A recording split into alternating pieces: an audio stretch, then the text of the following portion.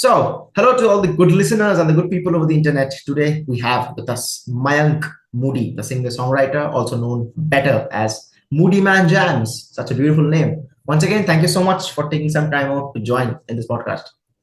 Thank you. Thank you so much for having me.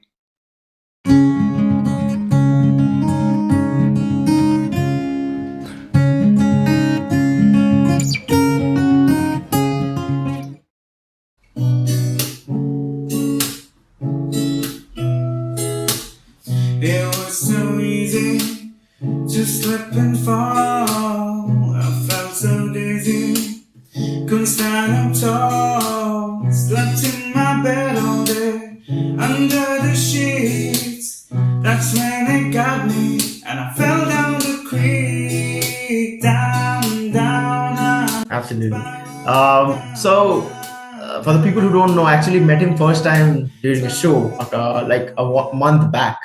And actually, then I thought that, okay, I need to bring this songwriter in because I'll leave some demos at the very end of the video. You'll take a listen to what he writes and what his songs are. You'll love it, that's for sure. Okay. So let's start. Basically, as I say, that there's no script. Probably a interesting question I ask to every artist, that is, how did your musical journey began as a singer songwriter? Like, were you involved in a band, or you like always thought that okay, I'll do solo stuff? So my journey with music actually began very early. I started singing at the age of 3 itself. Yeah. So yeah, I started singing at 3, and I was taking music classes since I think about the same age, 3 or 4. And I started with the small Casio, which was about this big, I think. And then till by the time I was 4 or 5, I was already playing the harmonium and learning the harmonium. I could barely reach the harmonium, but like I used to sit on my, I used to call her Gana Didi, like she's my teacher who taught me. I used to sit on her lap and like play the harmonium. So that's how my journey started, and then I got into Hindustani classical music after that under Guruji Mohanlalji Mishra, who is no longer with us, but like he is the one who shaped my voice to what it is today. Because I was the first male student that he took as a child. Because he used to only take either girls, or he used to take men, like men as in whose voice is already cracked. But so I was the first, and I think the only child that he took under him, and like which helped my voice shape, because I started when I was 12, and I trained under him till I was 18. Wow. So about 6 years I studied Hindustani classical music, and along with that, of course, like Western music is very attractive when you're in school and everyone's listening to all these songs. So in class 7, 8, I think I started listening to. I mean, I used to listen to a lot of English music because my mother, who's my biggest, I think, musical inspiration, because she was always into music. So although she sings, but like not professionally, but like she also used to learn music and all. So she used to sing. Anyway, so then I started getting into rock music, and like I got into my school band, and I was the lead vocalist of my school band. After that, we performed for about 3, 4 years together, and we participated in a lot of competitions, won some So, of them. which year was this? Okay, yeah, I'll give you some context. So Mhm. this is 2000, from the year 2007 to 2011, I was involved with my school band. So classes 9 to 12. Yeah. So I graduated from school in 2011. I did all my schooling in Calcutta itself, from Lakshmipat Singhania Academy. Oh, And I was involved with music throughout, like since the age of 4 to like preschool 1 to class 12. I was always performing. There's not been a one single year where I've not performed on stage. So, in fact, I think till date, I don't think been one single year where I've not been on stage. So that, and then for university, I went to Singapore for. I studied engineering there, electrical electronic engineering at Nanyang Technological University, where I joined the jazz and blues band. So again, over there also within I think three weeks. I think within 3 weeks of me going there, I joined the band. I performed also like at the it was called the More Than Jazz That concert. So okay. I performed Ain't No Sunshine over there, not a solo, with the whole jazz band. and that they were some of the most talented musicians I've ever played with. Actually, like they were very, very, very good, and so that So actually helped me again. engineering was happening more, or music was happening more? So first year actually engineering in Singapore honestly was very easy because in my 11th, 12th I was also preparing a little bit for engineering entrance tests and all. So first year was a breeze for me and I was a good student. So first year was very easy. So first year I was not studying at all. I was just doing music and like other extracurricular activities and all. So yeah, music, you could say that music took the was the priority in the first Front year. seat. Chauncey, yeah, absolutely. After that, so singer-songwriter journey actually began when I came back. I came back to India after I graduated. I worked there for a while, and then 2016, 17, I was in 17. I started working here. So by working here, I mean I have a family business, so I'm part of that business. We are into furniture, and now we've gotten into real estate. So I'm doing that. That's my day job, and And night job is MoodyManJams. in the evenings I do this. In the lockdown, actually, like my tryst with music started again because in the you know how things happen. Like you get into the whole uh, just the mundane daily activities. Ah, You start working and like so. In the middle couple of years, like music had taken a bit of a backseat. But during the lockdown, just before the lockdown, in fact, in February, I started picking up my guitar again. I started playing, and then I just started recording stuff and I would put it on my family group. I would record a small cover and put it on my family group. They would like tell me, like give me some inputs or whatever. Like mostly they would say nice things because on family groups, no one really says anything. So, but like that gave me a lot of confidence. And then I started my Instagram and YouTube page on, I think after the lockdown, basically in April, I think, in April of 2020. And on May, sometime during May, there was a competition for songwriting. I'm forgetting who organized it, but Universal was also part of the organizing team or whatever. So that really motivated me to write a song. So that's where I wrote my first song. So it's called so this Spiraling Down. is 2017-18. No, this is 2020 in the lockdown. Okay, lockdown. Okay. Yeah.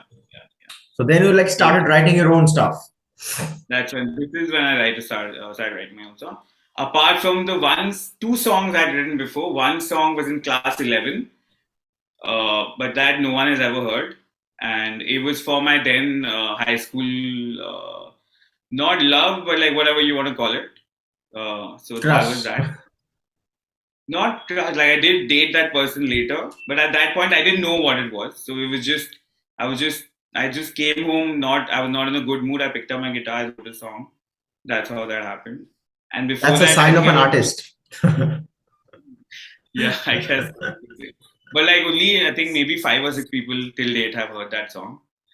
And when I was 9 years old or something around that, my Ghana Didi, she had inspired me. She's like, you have learned enough now. Now you need to write. so Ah. so when I was 9 years old, and Oh. so I wrote of. I used to sing a lot of bhajans growing up.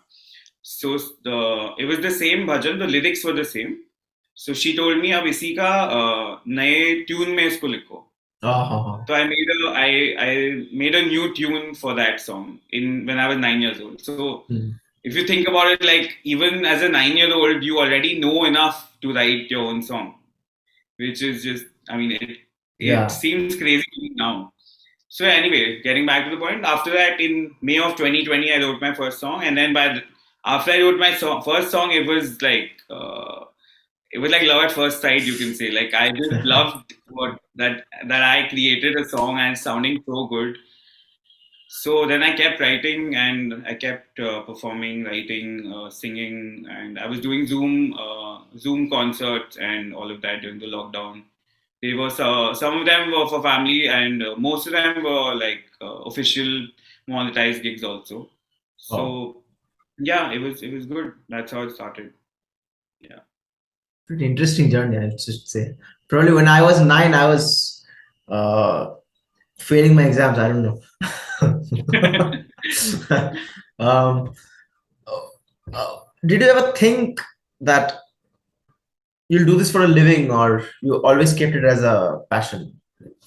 Did it conflict you, this thought that, okay, because you maybe have heard as a singer songwriter yourself, as a musician yourself, that I bet like a lot of musicians or wannabe musicians came up to you and they're like, "Yaar, isko monetize kaise kare? Like I am a singer songwriter. How can I make money through this? Because मेरे को यही करना अच्छा लगता है." So did this kind of struck your mind anytime soon or something of that sort? So when I was growing up, I think in the back of my head, I was always wanting to be a rock star. And like when you're performing in your school band, like and you're You're already a winning, rock in your star. head already, yeah, in your head you're already a rock star. So in somewhere down in my heart, I knew that I do want to do this professionally, but I didn't take it up seriously, honestly. So I was a little scared also because it's not a traditional profession. It's not, Mhm. uh, you There are don't, risks you're, involved. sorry? There are risks involved in this kind of a There are path. big risks involved. There's no assurity that you'll get success, or not even success is a very subjective term, but like you'll get money basically, like that you can Mhm. survive. So I just didn't go down that road.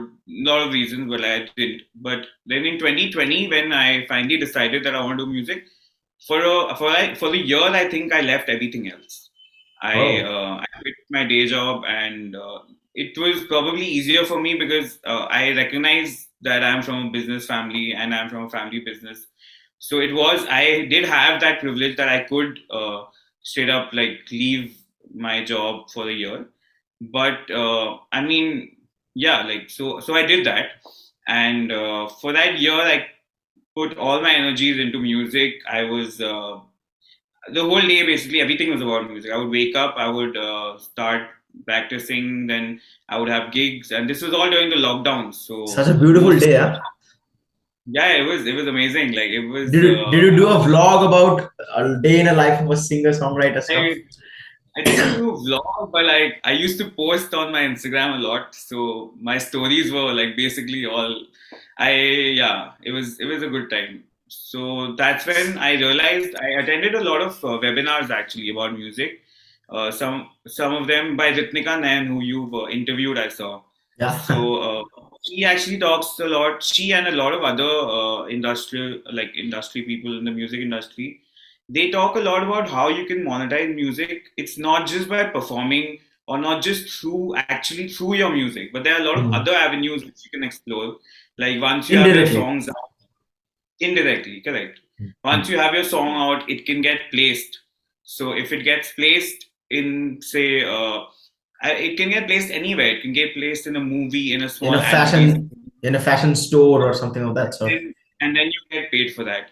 Then you can collect royalties. Then you can start writing jingles. For a singer songwriter to write a jingle is honestly not very hard if you think about it. Like Mm. so that's an avenue. But there are plenty of avenues. The main thing is to commit, I feel, which is the most Uh-huh. hard. Mm. People don't want to commit to music full time, but once you start committing, and you have to hustle a little bit, you have to talk to people to find out how you can make money. In fact, the newest way that I'm now looking into making money is through NFTs. One of my friends told me that he's minting money now through NFTs. He's a musician himself, he's a producer, and he's making he's making these art pieces.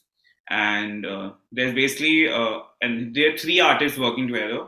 One fine arts person who's making the art, the Mm. actual art, One and who is converting them into NFTs and one who is managing one the. composer who's making the music, and one singer songwriter who's also helping with the music. So there are three artists making something, and they're obviously it's limited edition, so there are only maybe 100 of those same NFTs, and they're getting good money for it. I think they're selling it for like about $1,000, $100. So like they're making good money. Oh.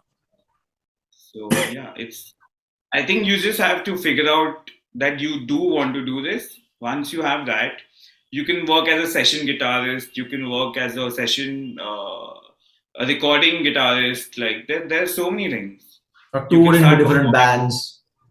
You can do with different bands. You can, if you're firstly you have to be good at what you're doing. Like Yeah. be exceptionally good at your art, if that is there, then there are a lot of opportunities. Exactly, exactly. So this is the first quality we should all think about. Like, be good at your craft and then think about other ways. Absolutely, absolutely. Hmm. Because there are some people, I see some singer-songwriters who are performing, who are doing gigs, and who are getting good gigs. Like they're touring the country also, in the sense that they're doing 3, 4 multi-city.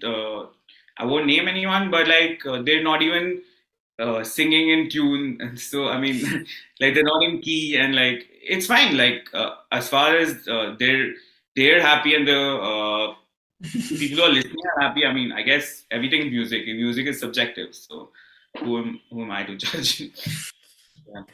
But That's a like, I valid. mean, That's a if valid you're if point. you're if you're good, if you're good at what you're doing, you'll definitely be able to find a way to make money. That's what I'm saying. Yeah. How many songs have you written till now? And then, like, how do you sit to write a song? Like, it depends on your mood. Like, of course, it does, but you have a specific pattern. Okay, this is what I follow. Because a lot of singer-songwriters also watch this podcast, so a lot of people watch it. So, if you can like describe the process, everyone will like kind of benefit from it. So it will sound very I don't know how it'll sound, but I don't have any process honestly. It Whenever I write a song, it's mostly done in 5 or 10 minutes. Like it just comes to Oh, me, and I'm just playing the guitar maybe, or like I've never decided that today I'm going to write a song. Like it's never oh, happened like that.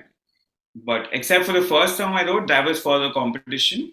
So that song I actually sat down with my guitar and I thought I'll write a song. So that took me a little more while. I think that took me 2 hours, like 1 hour and then 1 hour the next day. But otherwise, all my songs have been like done in like 5, 10 minutes, 15 minutes. This one song I was on a Zoom call with my music related friends, like it was a music group, and I was just we were just I think talking about music or something, and I told them, guys, I think a song, like I think it's just thought of a song.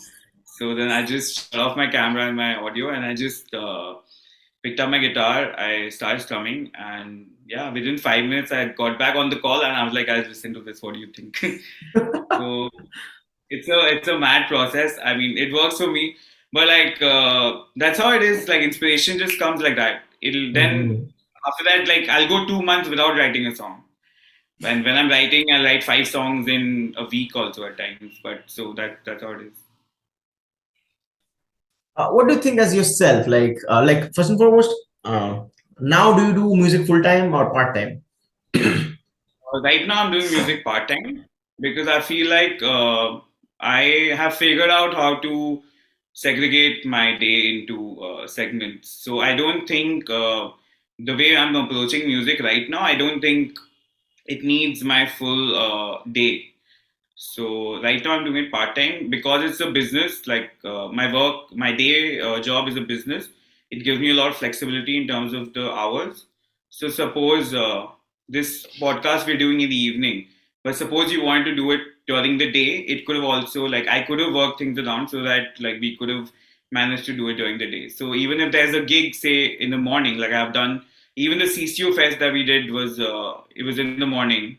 So I think I performed at like 1 o'clock, 1 p.m. or something, Mhm. or 12 noon, something like that, whatever. So it was Scorching a work heat. day.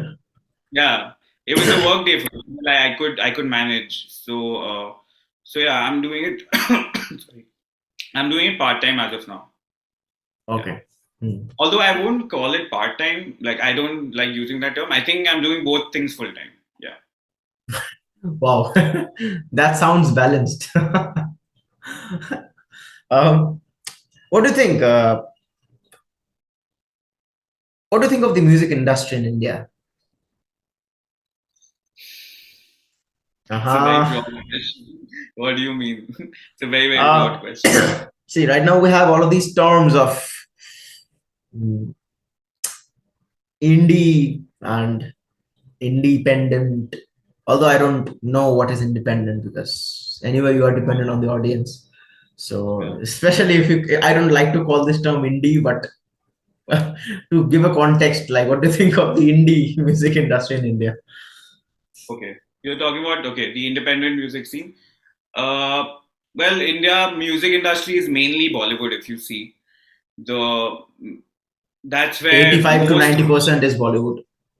yeah, 85 to 90% of the music industry, where the money is, I'm talking about, not in Hmm. terms of and in terms of the numbers also. If you look at the number of songs being Yeah, produced, it's mostly Bollywood. So I'm just going to leave that aside because otherwise the whole podcast is going to be about that.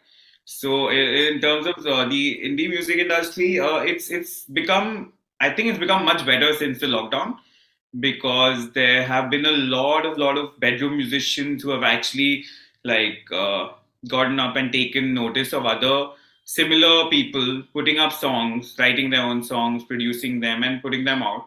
So they also, like, especially someone like me, also got that confidence because of those kind of artists. I was very inspired by Raghav Miatal, who used to do this out of me conversations on Instagram. So over there, I met a lot of musicians on Instagram Live, and so there's a lot of good indie music being made in the country right now. But at the same time, I feel like we're trying to imitate the West in our music, Yeah, in terms of, like, even the English songs that we do are basically, they sound exactly like any other indie song or any other pop song that you would listen to in the West. And even the Hindi songs, if you listen to it, the the structure and Hindi, the composition. the structure, the composition, the instruments used, the kind of production, it's more or less similar to the ones you listen to in the West, which is fine. There's nothing wrong with that. But I feel like I think more people should explore Indian instruments and Indian music as Yeah, well, and yeah, how they can use that in their music, because that's where I think that's our strength as a country. Like, we have yeah, so much culture, so yeah, much yeah. music, all parts of the country. So And I think I phenomenal hope musicians have been out of this country. Phenomenal musicians. I got really inspired recently by this amazing artist named Mr. Ricky Cage, who Ricky is a Cage, two-time yeah. Grammy Award Grammy winner, Award. yeah. Had the great privilege of being in a webinar with him. Like, Wow. I was attending it. I got to ask him questions, and his outlook towards music was amazing. He's like, if we are making music, the reason India is not winning Grammys is because we are just aping the West, and do our own thing, and like listen to Indian music, and like try to inculcate that into whatever music you're making. It'll go a long way, because that's the music that the whole world actually likes. If you if you go to like some remote country in Africa maybe, and you play them your Indian music, like Indian folk music, that's what will attract them more than if you play an independent, like the kind of songs that singer songwriters are writing these days. The kind of songs that I have also written, honestly. Like, if you play that, then they might not relate to that as much, or it might not speak to them as much as the Mm. folk kind of.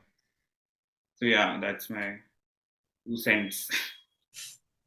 And also, why do you think this recently, for the past 5 to 6 years, or maybe a bit less, like 4 to 5 years, has come that we're too much imitating the Western culture in terms of not only music, culture, and all of that? Like, why is this happening? I don't know. So, what's your like thoughts on this? It's not just like last 4 5 years. I think even growing up in school, in everything was about, like, in fact, in the last 4 5 years, I think it's reduced a little bit, if anything, because Oh, our focus on the whole education system, like our parents, our grandparents, like everyone, we were very, very, and we still are very, very attracted towards Western culture, towards English culture, I would say, more than anything else.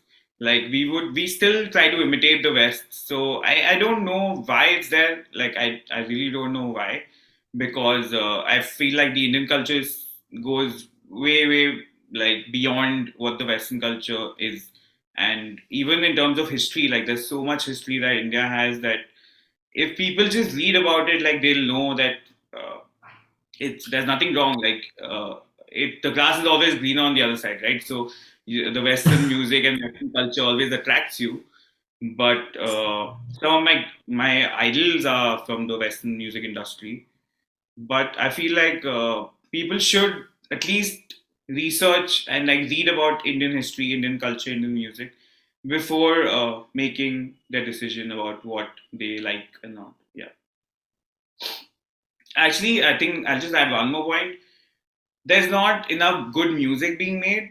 If you talk about from a music point of view, Bollywood has propagated the Western music so much. Even today, the kind of music that's being made, it's either hip hop, like the same Western hip hop with just Punjabi lyrics. Like if you listen to the Ha ha songs, ha. The it's the beats, same the hip hop. structure, exactly. Yeah. It's exactly the same, just instead of English lyrics, there's Punjabi lyrics. And the pop songs, also the Bollywood songs, like if you listen, if you remove the lyrics, put in English lyrics, it's basically the same as any other Another Western, Green Day. another Greek. um, and also we're kind of emulating this, night festivals. And I don't know, man. I just feel kind of uncomfortable at certain stages that we meet at this new fests. This is a new trend that's coming. This is all being imbibed from the New York and the Western culture. Yeah, Your night festivals, flea market, and all of these stuff. And these guys will have rice and dal when they go home, and they'll speak English in a fest. I'm like, what the fuck? yeah, there is a little bit of that. Bengali may they call it naka, right? Like, so, Ah, into Nagamu. naka means I mean, what do you can't really do anything about it. Like, I personally don't endorse So that. speaking English is cool rather than speaking your own Yeah, language. speaking in English is still considered cool if you don't know how to speak in proper English. You speak to some of these people who have graduated recently, I would say, like in the past 3-4 years from school. Most of them can't speak their own mother tongue properly. Yeah, So, and that's tell sad to me, see. and that's so sad. Like, you tell me what is cool? Like, speaking in English and not being able to speak in your own mother tongue. How is Exactly. that cool? Actually, And especially, I've seen people who are from the Sanskrit background, and that's a wonderful, sophisticated language ever created in India. They don't know a single word or a single letter or a pronoun to even pronounce that. And I'm like, oh, too much Western culture over here. I mean, yeah, this is kind of I find it very sad. In fact, I was just talking to my younger cousin who's, I think, 11 or 12 years old, and she's left Hindi as a subject and she's taken up Spanish. And I told her, like, what are you cool. going to do learning Spanish and like not learning Hindi? She's like, no, no, Hindi is too difficult for me. I've left it. So, And I honestly, mean, she is right. I mean, Hindi is difficult. Actually, Indian languages are damn difficult to understand and it propagate. is difficult, but if you start early, like we all started learning Hindi in, I think, like I started learning Hindi in class one. That's our like So second when, language. yeah, that's the second language. When you're a child, it's not very hard to pick up your languages. Like I can speak fluently in English, Hindi, and Bengali. So and I know people who can speak fluently in 4 or 5 languages. So if you start young, I don't think. Yeah, I think the schooling system needs to emphasize. Parents need to emphasize the importance of your own language, your own country, your own culture, because parents are also very focused on English and the US, and they want to send their kids to the US to study and to work there. I don't know what is so attractive about the US. It fails me. Probably the economy. I mean, the economy is in recession. India is a growing economy, so I don't Yeah, know yeah, what. exactly. Honestly, actually, Yeah, I'm doing I'm planning of doing a playlist of where I'll have only musicians from certain backgrounds who will only come and speak Hindi or Bengali, nothing that'll else, be no really English of cool, any man. sort. That'll be really cool. So that's a kind of a balance. It'll be a very hard find. It'll be very hard to find a lot of music Bless because me. even musicians who perform in Hindi and Bengali, when you speak to them, they speak in English. So yeah, it's strange.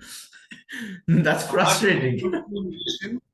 the old school musicians, like straight, like true to their core values. But the new age musicians, most of them, like they'll be performing full 1 hour sets in Hindi, and then you speak to them, they're like, "Hi, nice to meet you." I'm like, "Okay, well, Bye no, bye.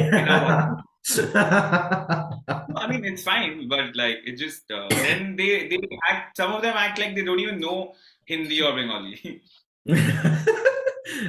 And what do you feel at that moment?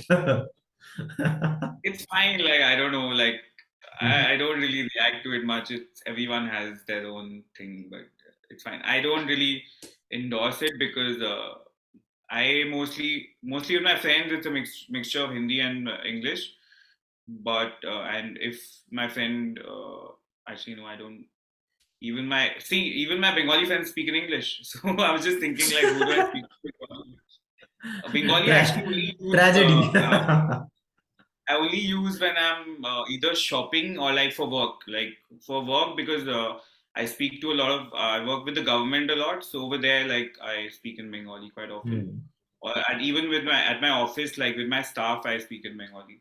But otherwise, it's mostly English. बस वहां पे अगर हम लोग ये नहीं बोलेंगे काज होच्छे ना वरना वो होगा नहीं we can't say this work is not done. We can't say all of that Yeah, होच्छे ना. I speak, yeah, I speak to my staff. If I tell them, ki, can you please send me the Excel sheet for this, and can you please write down? तो हाँ. then तो बस हो गया उसके बाद next day कुछ नहीं मिलेगा काम वो 2 दिन बाद आएगा फिर and if I call them कि बोलो बेटा काल के पाठाओ नहीं कि वो उसी टाइम आ जाएगा Then he starts lifting himself up from the yeah, chair. Now काम कर रहा है. exactly. English में Wow. he's also relaxed. He's like because like for that person like English doesn't come naturally to them. Maybe it doesn't. So like they also don't react. Obviously, if you speak to someone in their own language, they'll be more reactive to you. So What do you think is the future of songs and the general people listening to songs? How do you see that, like 5 to 10 years down the line? Will first and foremost, like, will it exist or? oh yeah, music has existed since civilization has existed. So music is not going anywhere for sure. Like yeah, songs are not going anywhere. Like this 1 minute song that has come and trending on Instagram and all that. That's just maybe songs are getting shorter. Like earlier, you used to have 8 minute songs, 7 minute songs, and which was nothing absurd. Like now, if you tell someone my song is 8 minutes, they'll be like, okay, bye, I'm not listening to your song. So yeah, that has happened. Songs have become shorter, The but attention music is span with that. attention span because of reels has become very short. So, which is why that 1 minute song became popular by Instagram. They tried to push it. But even then, if you see, not many good songs have come out of it, the 1 minute song. Because to tell a story, each song has its own story. And to tell a story, you need the at least bare minimum 2.5 minutes. Like Yeah. the bare minimum.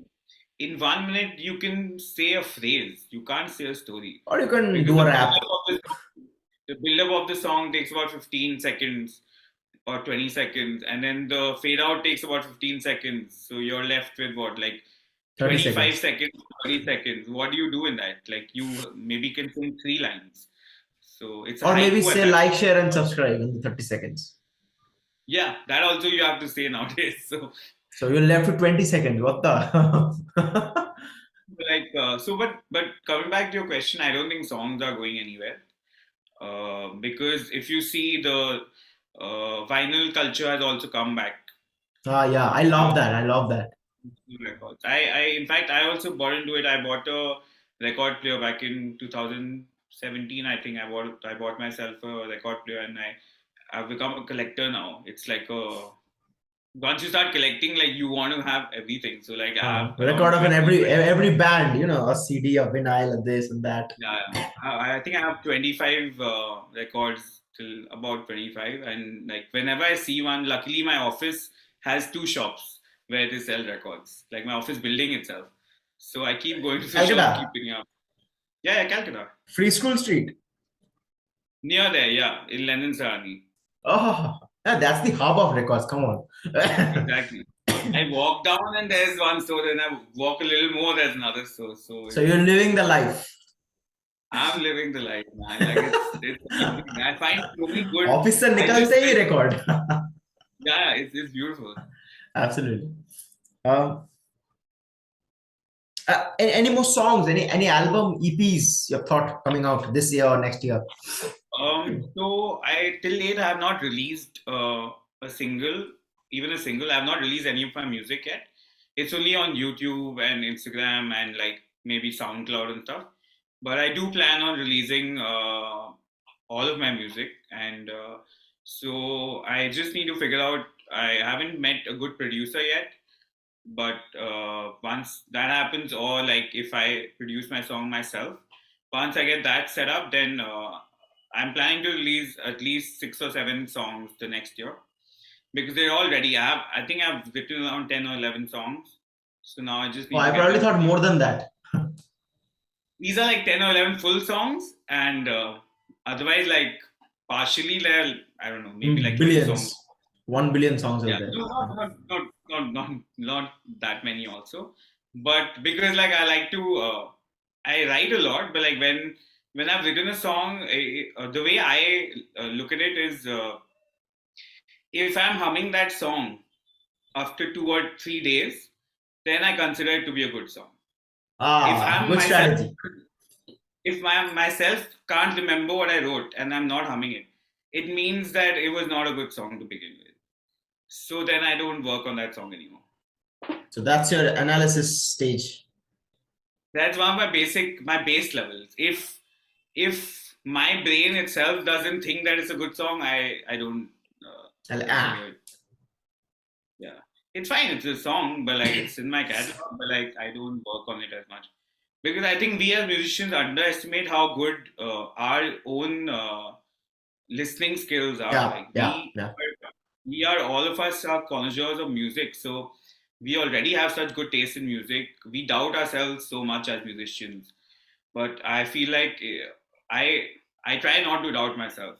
If I think it's a good song, I just go with my gut and like I just go all in. Wow. Interesting. Probably the last question for you. 3 tips for all singer-songwriters and musicians out there out of your own experience. 3 tips. Okay. One is be regular. Be regular with whatever your instrument is, or your if you're a vocalist, keep practicing every day. Don't uh, don't think that I've become a singer or have become a guitarist. I can play very well. So now I'll play once a week, or I'll play only at gigs. Ah, that's a There's mistake. take out take out time for yourself and practice every single day. It's easier said than done. Even I sometimes miss days where I haven't practiced. And practice doesn't have to mean that you are sitting in a place with your harmonium or your instrument and you're like रियाज आप कर रहे हो. तो रियाज करना और मुश्किल होता है क्योंकि रियाज के लिए आप फुल स्ट्रक्चर में बैठना पड़ता है. But even otherwise, like if you're a singer, for singer it's very easy to practice. Like even if you're in your office, just go down to like I don't know an alley or something and just go sing 10 minutes and come back. That's also That's your practice. practice. Yeah, So exactly. first would be right, just keep practicing. Second would be I think be more confident in yourself. Yeah, that would be an advice actually more than a tip. Just be more confident in yourself and your own abilities. You are already very, very good. You're already better than most of the other people in the world. Like if you look at it, musicians like are already better musicians than everyone who's coming to listen to you or Yeah. your audience. You're already a better musician than them, most of them. So like you should have that thought when you're like whatever you're doing, performing or making your own music. uh Second, I mean, this is more than advice. Second tip would be, yeah, this is a tip, you can call it a tip. Third would be to perform. If you're a performing artist, keep performing. Do Mm. not think that you'll have that one magical gig where you'll get everything you want and you'll have a full audience with 1,000 people and you'll have a sold out show and it'll happen. That'll also happen. But in the meanwhile, keep performing, because I myself started. I mean, I've performed all my life, but like doing my own singer songwriter stuff in action in front of a live audience. I started performing only 6 months ago, since July, and I've noticed such a stark change in my own performance in not even 6 months. It's been 5 months. So I see my videos when I started and see my videos now. The confidence level has it's hell in heaven. So yeah, just keep performing, keep practicing, and be more confident. this videos thing reminded me of something of my. I started. I have a separate channel for myself, so I started putting out content there for like 2020. So I sometimes go back and see the first video I made. Oh my god. The most horrible video in the entire world, that is. Like That's what, like, see, if someone puts me to jail for that video, I'll be happy to go. Like you're a putting video. yourself down so much.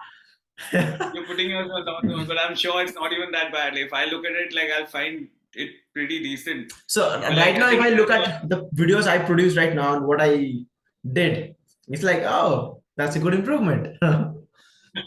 exactly. So just whatever you're doing, just keep doing it. I think my last piece of advice would be just keep doing it. Good things will come. Like, even for me, this podcast happened out of nowhere. Like, you saw me playing at the CCU Fest and you And then started contacted me, disturbing and you. not disturbing me, but like you contact me, and like I was actually very excited about it, and then this happened. So if you keep putting your energy into something, I think good things will happen to you. At least that's how I've lived my whole life, and that would be my advice also to people, that whatever you're doing, do it with your 100%, and good things will just come to you. Where did you get that name, MoodyManJams? I really love that name. So Moody is my surname. It's Mayank Moody. So that's how Moody came. And my some of my friends, I think in university, I think call me Moody Man or something. Like, I think it's stuck in my head. And my Snapchat name back in 2014 or something, I had made it Moody Man. So that's how Moody Man came. And in 2014, I think somewhere around that.